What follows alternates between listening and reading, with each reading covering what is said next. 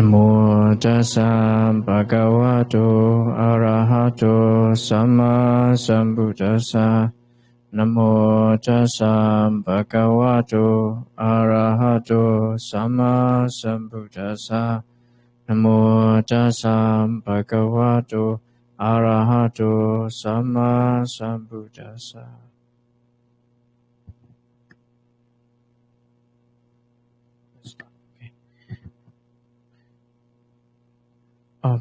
So today's lesson, nowadays you may heard the word Buddha.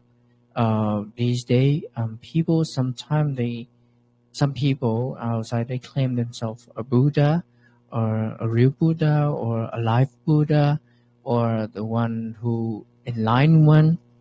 So is that easy to become an enlightened one? Is that easy to become a Buddha? So according to the text, it's not that easy to become a Buddha, to become an enlightened one.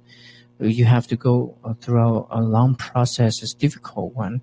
That's why today I have the topic is rare gems. The real gem is not easy to find, but the fake one is easy and cheap. Outside you can find.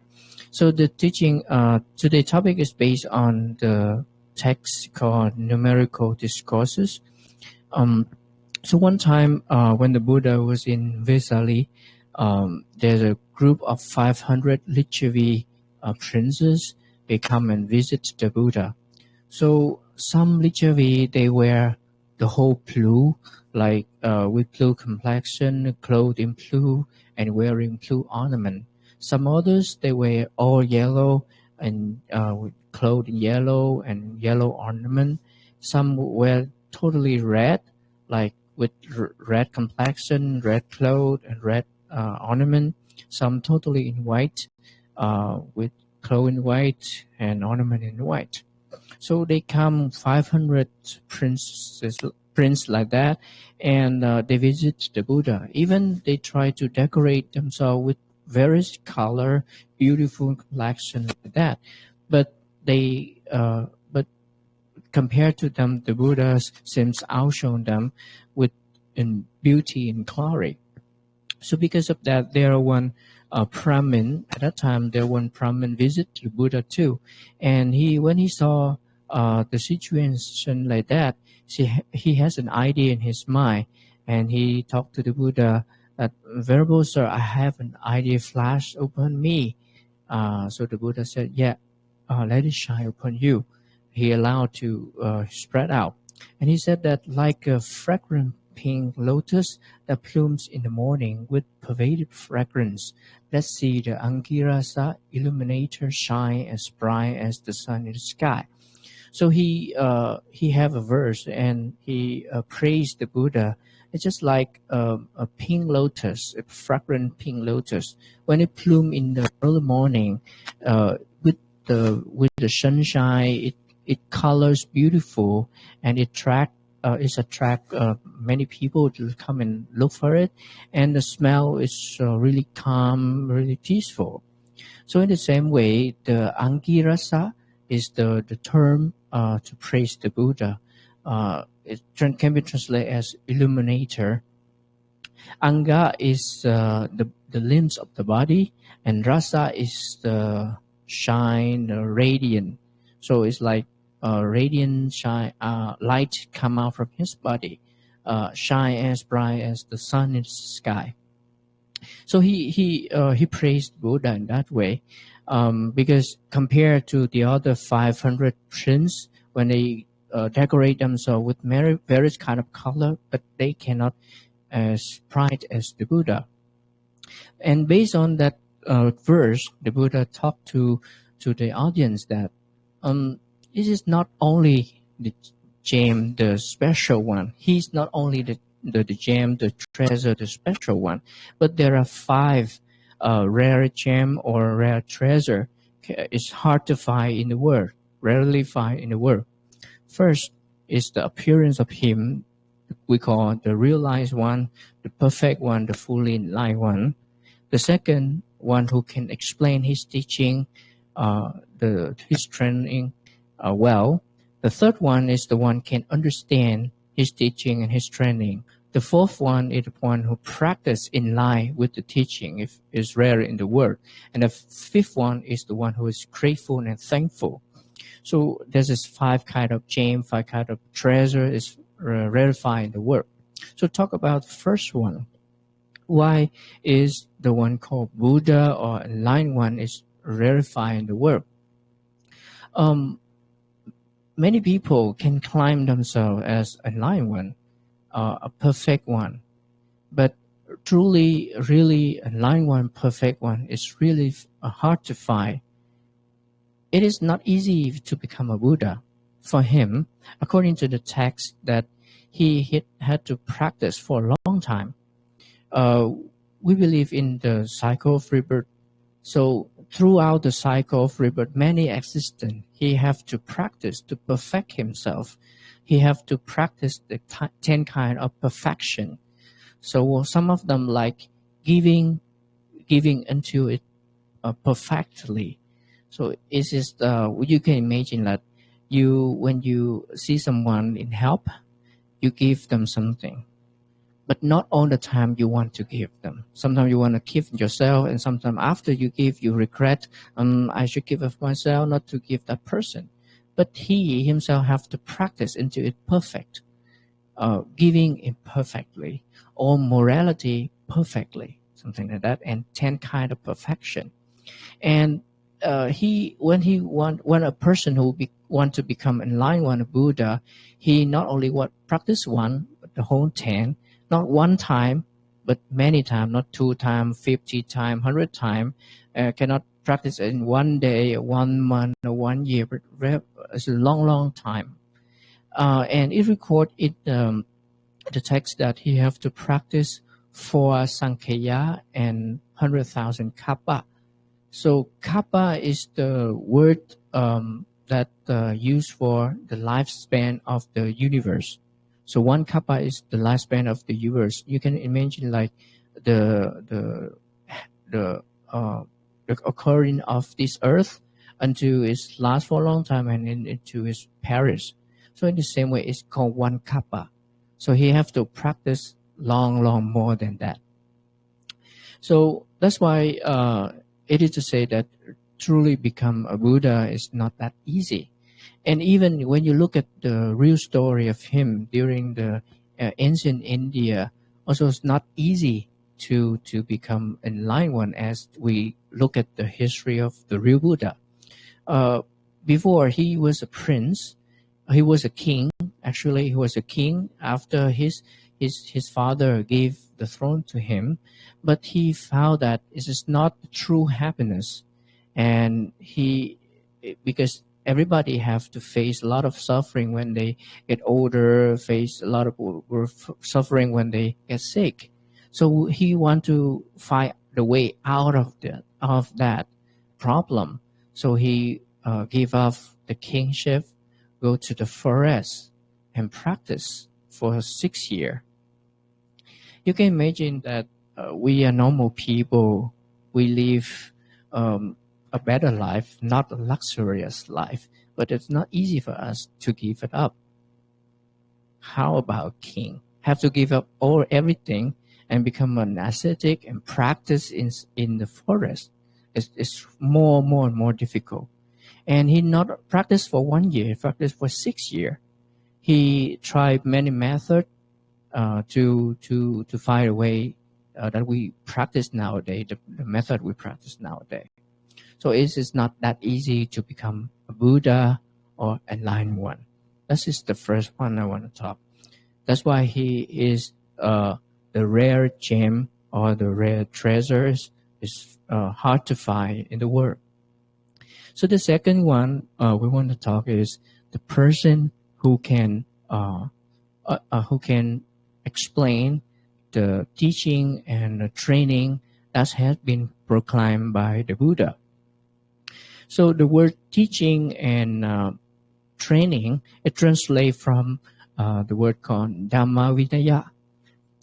So why I have to mention that the teaching and the training has been proclaimed by the Buddha?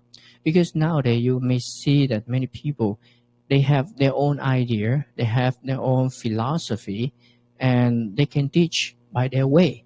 But the teaching and the training proclaimed by the Buddha is a special one. It's different from, because the one who want to become Buddha have practiced for a long time, and his teaching should be different from the other philosopher.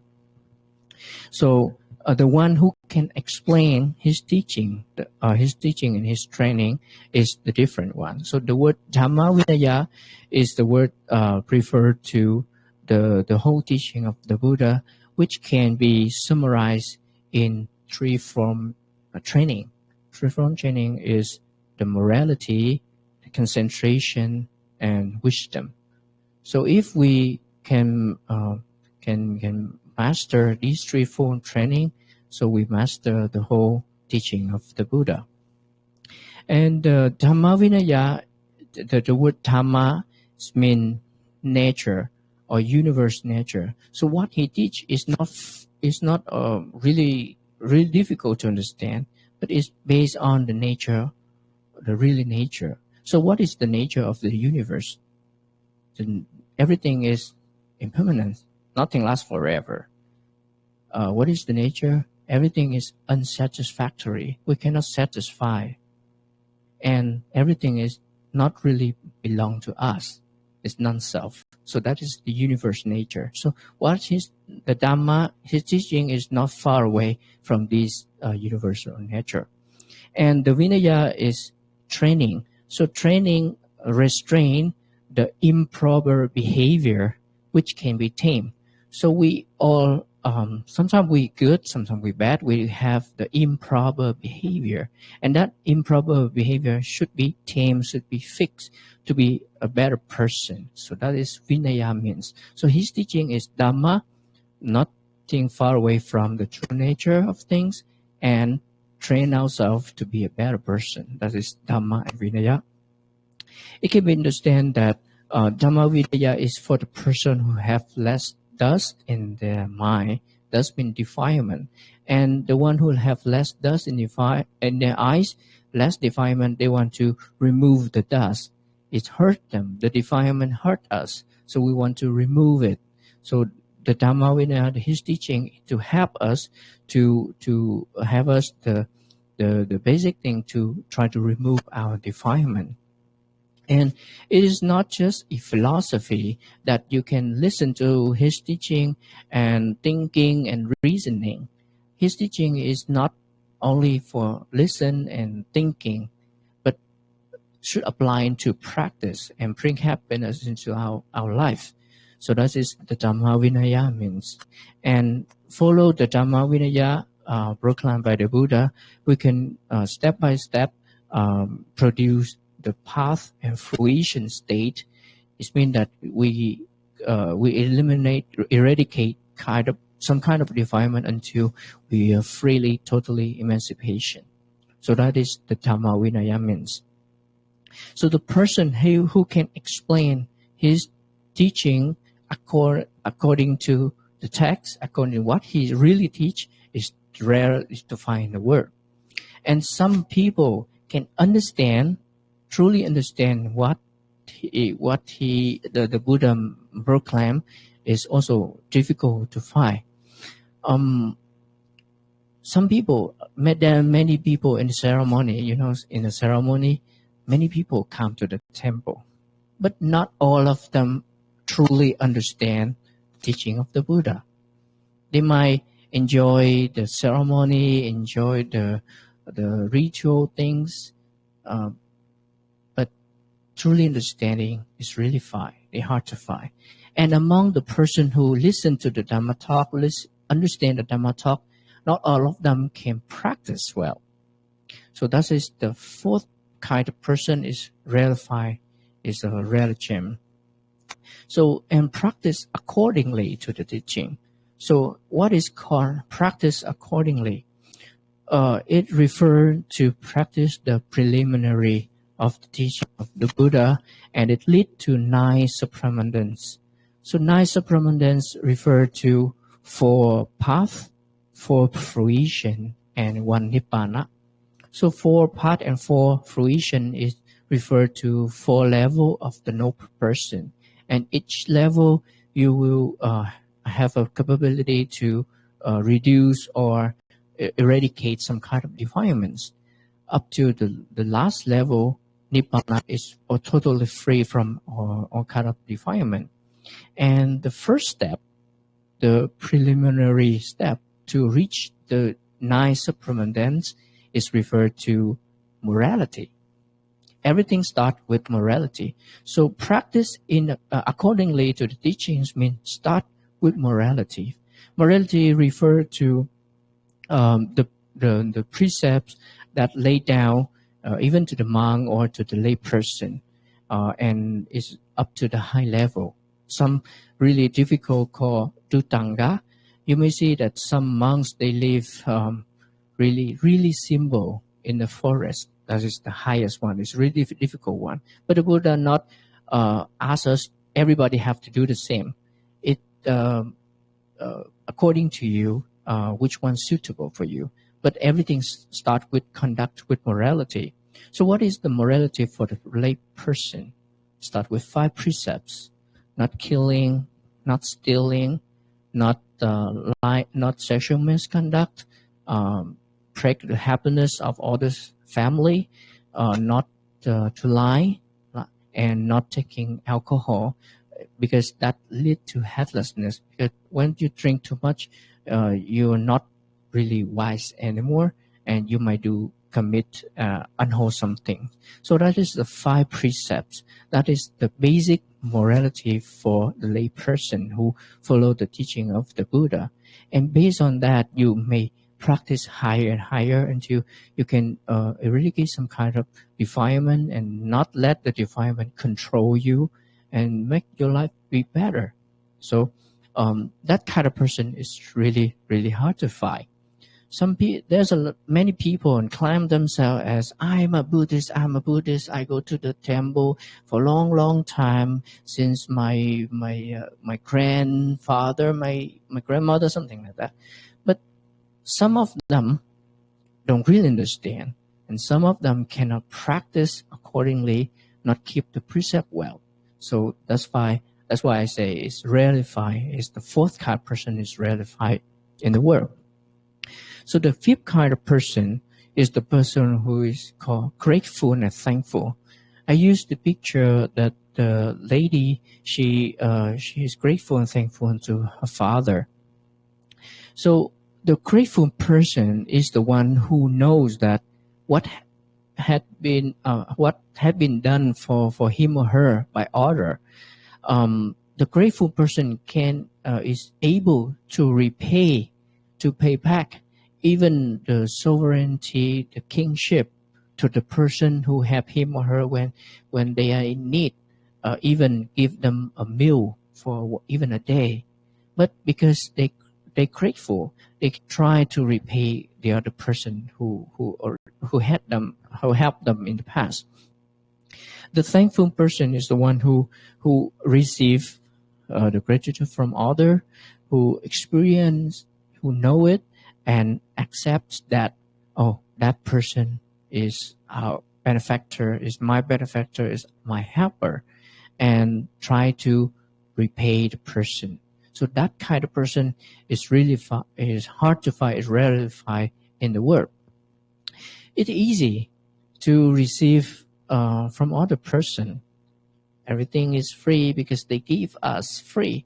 But to accept, to notice that, oh, I received the help from other person, is really, the first one is really difficult.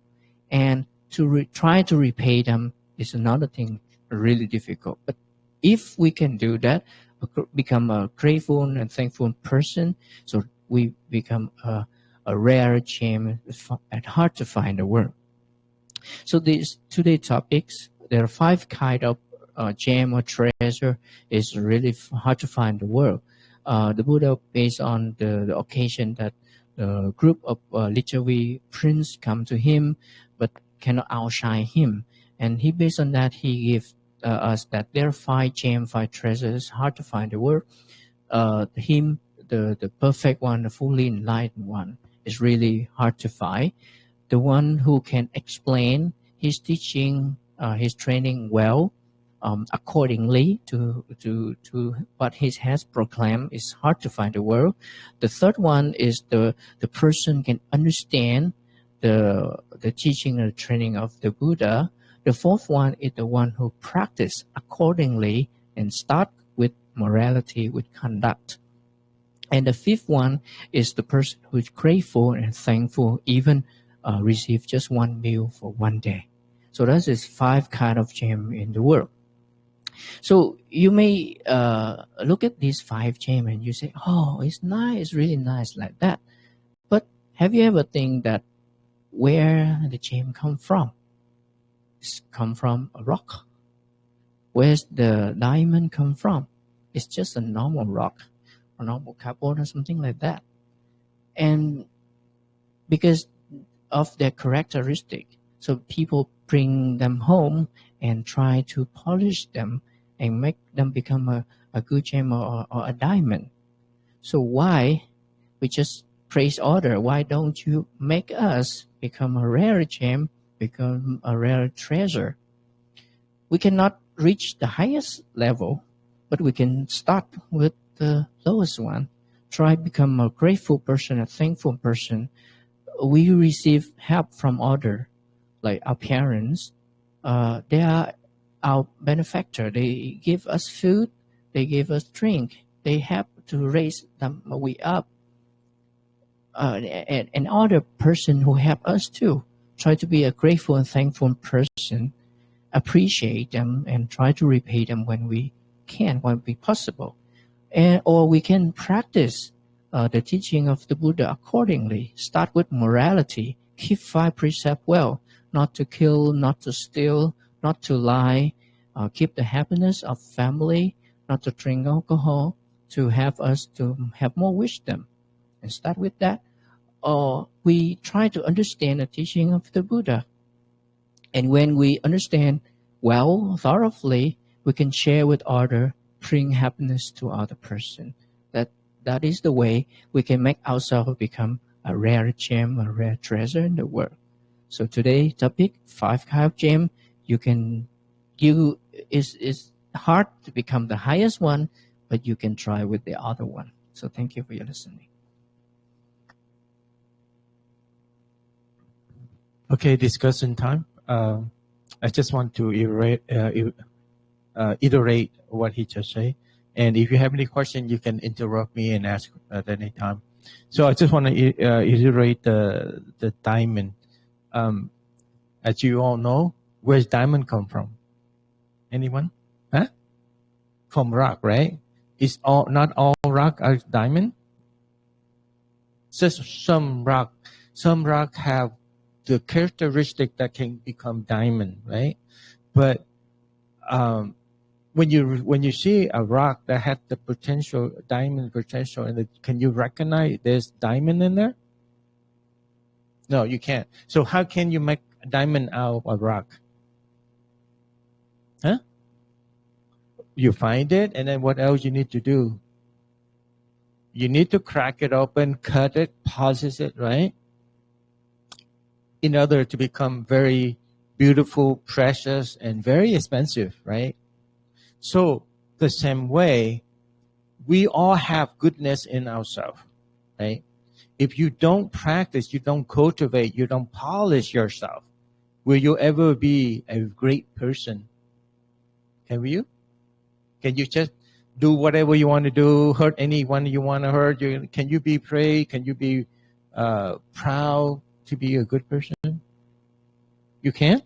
How you can't?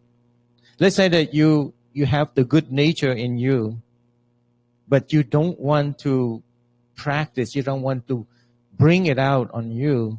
You will always remain a low life, a small person, a useless person, right? So you have to cultivate yourself. You have to practice to become a great person. You agree with me? Yes. So I tell you a story. When the Buddha appeared in life before he passed away into Nibbana or Nirvana, he was a person who possess a very radiant, very beautiful, and in the ancient time, Indian consider that person has a 32 mark of a great man. A mark. When you look at a man, he has certain mark that people consider to be great. He has 32 great mark as a great man. 32 mark to be a great man, and also possess 80 beauty of a human being. So he had 32 mark of a great man and 80 beauty. He's very beautiful, very respectful, very calm, very worthy. But how did he get himself into that the status? He has practiced eon. In Buddhism, we believe in rebirth. After you die in this birth, you be reborn again into a different being, and then again and again, and that we call the cycle of rebirth. And through the cycle of rebirth, the Buddha, he practiced. There's 10 perfection that he has to fulfill to the utmost 3 level of it. So that considered to be 30. 10 perfection, but 3 level, so considered to be 30. And eon means like a very, very long time. He continued every time he reborn as human, he continued to practice. And to the last life, before he became a Buddha, he already possessed physically a very beautiful human being. All of that because of the practice. Just like we mentioned about the diamond in the rock, okay? Need to be cultivated, need to be polished, need to be cracked down to bring the gem out of the rock, okay? So now this day, there are a lot of people who misunderstand and superstitious. They say some person is a Buddha, some person is the Buddha, but they don't have the perfection body or character. So we know right away that this cannot be a Buddha, because the way they present themselves not worthy of being a Buddha to be to be worshipped. So that's why today we learn about the gem, the rare gem, and all of us, we possess goodness in us, and the only thing we bring the gem out of us is through very hard practice. So today, you come here to do meditation. That's the first step that we need to put into practice to cultivate, because we recognize that anger is suffering. Do you agree? Is anger suffering? Yeah. How about you, boys? Is anger suffering? But how can we help? How can we help it? We know it's suffering, but why are we keep throwing ourselves in the suffering stage? Because we have this ignorance. We don't know how to do it. We recognize because suffering hurt us, the anger hurt us and our loved one a lot. But we don't know how to help ourselves. So the Buddha point out that there's a way to help yourself from not getting angry or hurting ourselves or other people. So the first thing is to have the right view, and then train our mind to control our anger to the point that eventually we'll eradicate the anger root, the Buddha point out. So today you come here to practice meditation is the first step. We first need to have a calm mind. When you have a calm mind, not only you have happiness from a calm mind, you'll be able to recognize there's an agitation that lead to angry, right? So we recognize there's an agitation, you eventually put it out. Just like you recognize there's a kindle, a flame, before it turn into a bonfire. So let me ask you this. Which one is harder to put out? A kindle, a small flame, or a bonfire? No, which one is easier to put out? A kindle, right? A small flame. Easier to put it out, right? It's so much harder to put out a bonfire. So our anger is the same way. Our anger is not just, automatically you feel angry. There's an angry root. There's an anger root within us. And whatever that we are not happy, whether, other people make us unhappy or we ourselves make us unhappy, there's a little flame of anger start to, lit up. But we don't know that. We don't see it because our mind is so, been covered by our defilement. We don't see it because of the agitation of the mind. We don't see it. So we let that flame continue to grow into the point that it's overwhelmed us. We become very angry and then become rage, have a rage over it. So if you meditate and you always watch your mind, when you have a calm mind, you watch it, then you'll be able to recognize there's a flame of anger start, growing, right? You quickly put it out. Then you won't ever have, anger or rage. Okay? That's the beauty of meditation. And today you recognize anger is suffering. You need to stop. You need to eradicate it. You start with the calm mind. And to do that, that's how today we come to train. Right? So that's why we continue to do that. And when you have a less angry mind, your way of doing things, the way you say it, be more wholesome. And more wholesome will yield wholesome result, happier result, and make our life easier. You okay? All right. Oh, you have a question? Okay. So what question do you have for me based on this today's lesson? Anyone? So do you want to become a great person? Like say, not only your mind is beautiful, but your physical beautiful too. You become very handsome, very great. It has to go through the training, the perfection.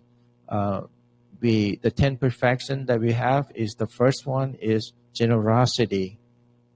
The next one is morality. You have to perfect in generosity. What is generosity?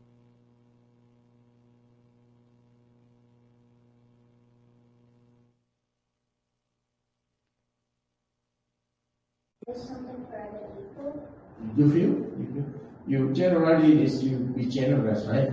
You either help them materially, with materiality, or you help them in relieve stress, like comforting and things It's like like what you did yesterday, how we were there helping the people in the neighborhood.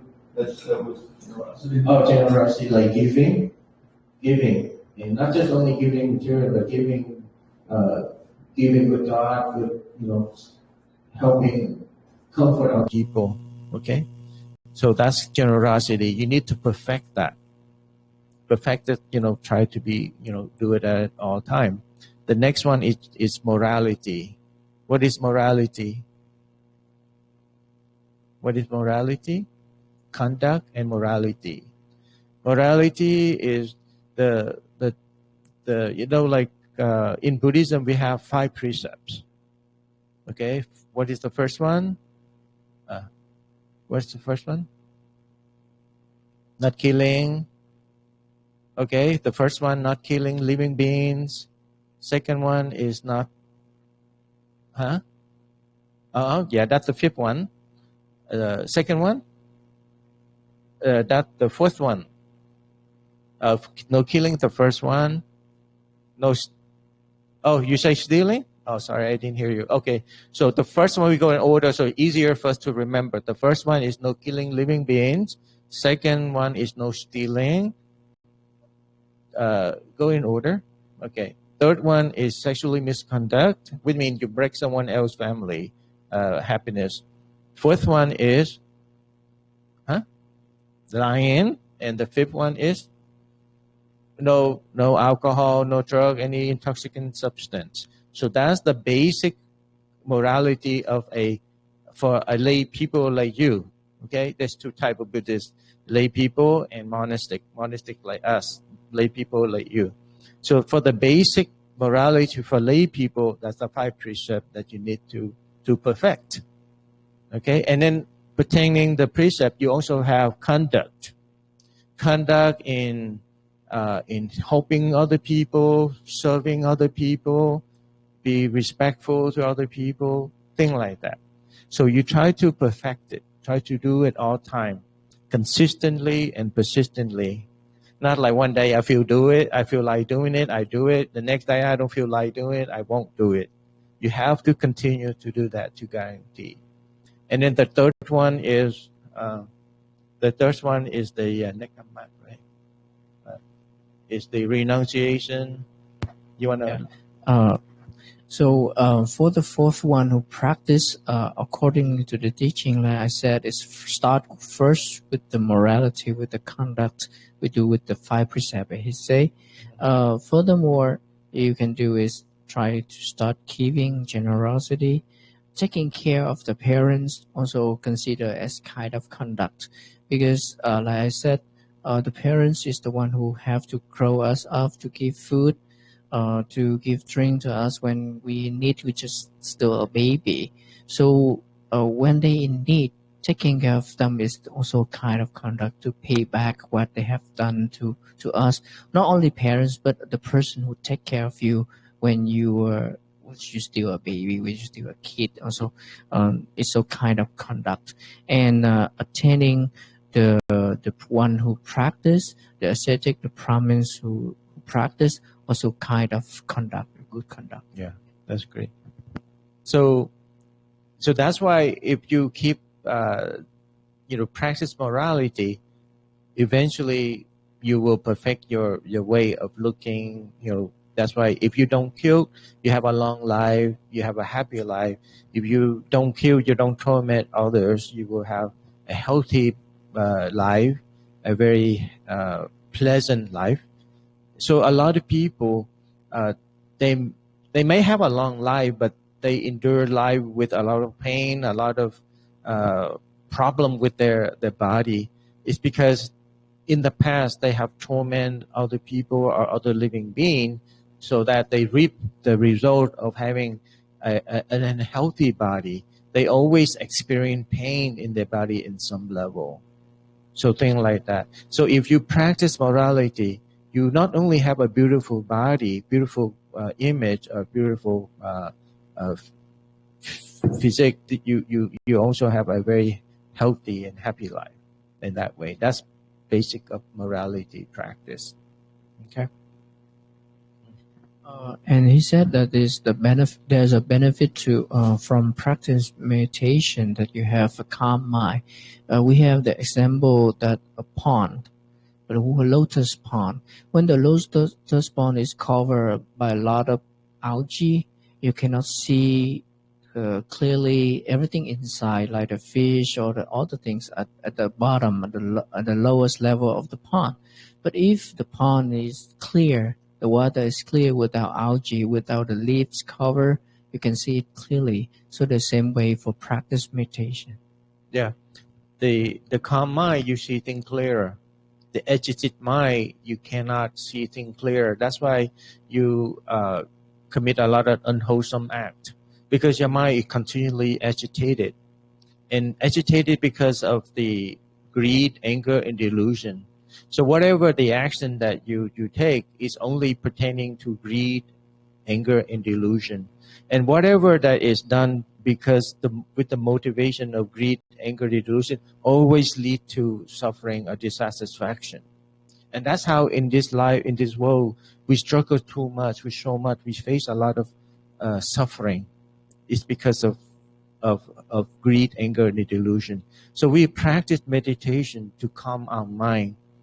You calm our mind, our life will be happier. Not just only that, we see things clearer. We have better clarity. So when you start do something, you recognize this is anger. This is the angry mind, is an angry action. You immediately stop it. You will divert, you change it to wholesome, to loving.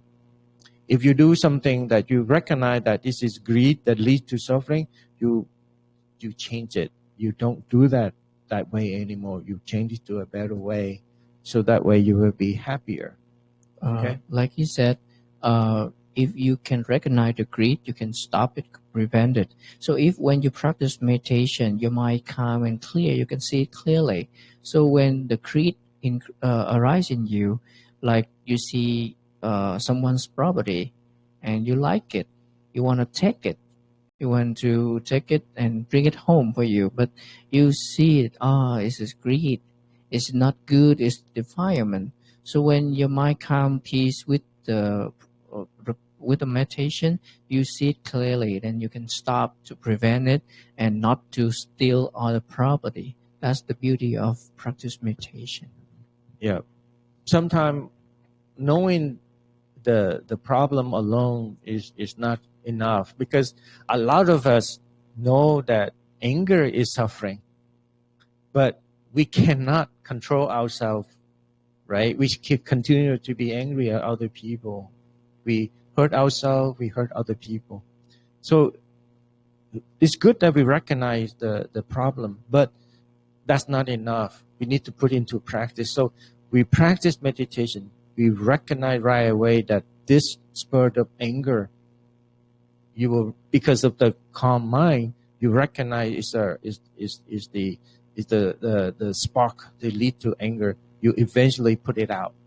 So that way you remain not to be angry at all time. You see what I mean? So a lot of us see that stealing is wrong. You could go to jail, you can make other people unhappy, you feel guilty about it, you be tormented because of all this feeling. But sometimes the greed is so strong, it doesn't, you couldn't help yourself. You reach out and you take it. But if you meditate, your mind is calm, you recognize that, oh, I have the urge of taking things that not belong to me, you stop right away. You see, that's the beauty of meditation. Okay? All right. Kevin and Benson, you get it? So what should you do when you want to stop being angry?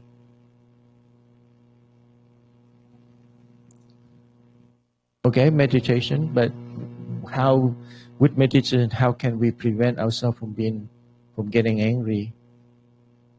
Okay, calm is part of it. But being calm, right? Being calm, you have better clarity. So you recognize in your mind that, there's a spark of anger started already, right? You basically put it out. Okay? For example, Kevin do something that you don't like, and then something arises in you that I don't like it, I hate it. So that's this kind of anger. It's starting. So if you can keep it in your mind, and it eventually go out. But if you not control it, you will hit him, right? So hit him is another action, and it's a bad action because hurt other person is kind of bad action, right? And then later you will face the bad consequence because of the bad action you did to someone. So it's good that if you practice meditation well, you see your mind clearly and fast enough to see the anger arise in you, and you can control it and not to let it out, not to let it burn into the action and you commit another bad action.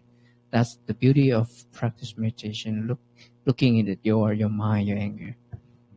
Just remember, nothing doesn't happen for no reason. Okay? There's always, what go around will come around. So if you hit someone, you hurt someone. Eventually, you reap the result of being hurt again. And then you start the new fight. And then again, so it just go around and around like that. So as a Buddhist, we recognize that and we try to resolve it with loving kindness, with forgiving, for forgiving and all that. So we want to stop the animosity. Okay? That's the only way we can break the cycle of hurting each other again and again. Okay? Okay, so any question for me? How about you, Baker? Meditation seem kind of boring to begin with, but once you get a hang of it, you will see the benefit. The short-term benefit, the nearest benefit that you get out of it is a very calm and happy. The long-term is that eventually you cultivate the insight. The insight is the knowledge that help you to see what is right, what is wrong, and with this knowledge, you will keep your mind calm and happy, true happy, like that. That's the long-term benefit of meditation. The short-term is to keep you very calm and clarity. Okay, so it can be very difficult at first because it's very hard for us to sit still and concentrating on one object because we so used to move around and do the thing we want to do rather than be, constrained, be in one place and try to control ourselves. But if you try harder, eventually you get the benefit from it. A lot of people who keep coming back to do meditation because they see the benefit, right? So, like Matthew, you want to share your benefit, your experience with the newcomers? Because Matthew, he's been with me since the day that I established this place, which is 5-6 years ago, and he's continued to come back if he's not, so busy with work. So can you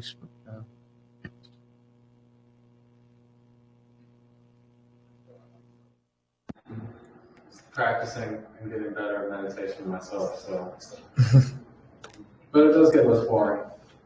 Eventually it will become its own entertainment. Not entertainment, but in a way it becomes fulfilling. It'll give you something that do you ever hit that point where you get bored and nothing's doing it for you? And like nothing really makes you excited. It's a good time to meditate. To stop. Yeah. I tell you this story, and I like it very much about Matthew and his brother. Jacob. Matthew practiced with me for a long time, and he liked to practice. He wanted to introduce his elder brother, and so his elder brother came with him, and I showed him how to meditate and all that. And I told him that how to watch his mind, how to stay calm, and all that. Whatever the state of mind arises in his mind, he needs to watch it rather than act on it. So he's a good practitioner. He's a good. He listened to my advice. So in the process of sitting, the first part of it, he felt angry at Matthew because that Matthew brought him here and make him sit still and follow his breathing, and he feel boring and he feel kind of force himself to sit here. So, but he listened to my advice that not to move, not to act on anything, just watch his state of mind. So the first part of it, he felt, not happy, angry at Matthew bring him here. But then again, he said, "Oh, I can't stand up, walk out because I feel embarrassed." And I feel like I'm a quitter. So he continued to watch his mind, like what I guide him, and continued to sit until the last part of the sitting. The first part he get angry, but he continued to watch his mind, and eventually the angry mind started to dissolve and completely gone. And then immediately he has different state of mind that he felt very grateful to Matthew that brought him here. He feel happier, and he feel grateful that he experienced this. That he realized that I have an angry mind, but I need to watch it, and not acting on it, and then continue to act it, and then the angry mind could completely resolve, and all the happy mind and grateful mind rises. So he came out and he told me that it was a wonderful experience for him. Before, he would act out right away when he's angry. He would like yelling and act on it. But this time he held on to it. He just continued to watch his angry mind not to think about why Matthew brought him here, made him sit, and all that kind of thing. He stopped thinking like that. He continued to watch his angry mind, to see his angry mind, how it rises in his mind. So eventually, you stop the condition that feed into the angry mind. The angry eventually die out. And when the angry mind die out, all the loving mind, all the grateful mind rises. You see, that's the beauty of meditation. But I think he's so busy now, he doesn't come often, but it's a good experience for him. Yeah? So that's how you control your anger, okay? How about you, Otis? Did I say it right? Otis. Okay? All right. So tell me which one you like better, sitting meditation or walking meditation? Of course. I think young people like walking meditation because they can't sit still. But whichever, walking meditation also bring us benefit. Okay? All right. So if you don't have any question, we can finish early. Any last question? Okay, Kevin. Oh, okay.